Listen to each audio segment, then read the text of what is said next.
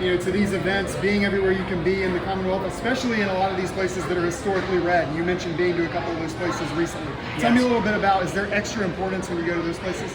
There is. You really want to go to not just the places where there's a lot of Democrats and you think you're going to do well.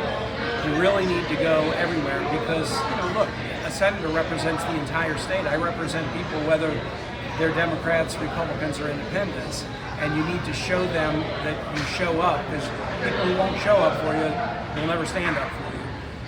And then the other reason to go to some of the red zones is, use a county like Bland County in Southwest Virginia, because that might be the one in my last race where I did worst. I might have gotten 23% of the vote, but in a way, the folks who vote for Tim Kaine in a red county are my most loyal voters. It's one thing to vote for Kaine if everybody's got a Kaine yard sign.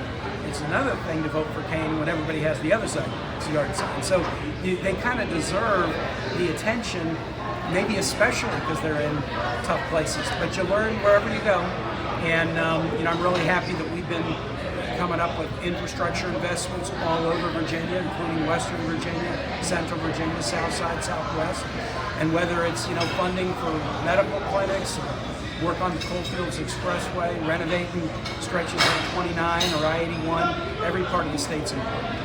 You discussed infrastructure updates. You also talked a lot about healthcare today, not just Medicare, but also mental health care, healthcare for veterans. Why is that such an important issue this year on the ballot? Well, I think that COVID was really, really tough on people. 1 million plus deaths, people lost jobs, businesses closed, kids missed school, seniors were isolated.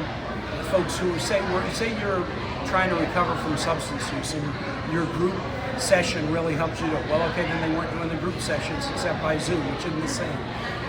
COVID hit people very hard, and we're still dealing with the aftermath of it. And so we were short on mental health providers before COVID. We really have a need for them now. And so I'm glad that the question was asked about mental health within the VA, and we have some particular needs there, but it's really a larger issue for all of society to grapple with.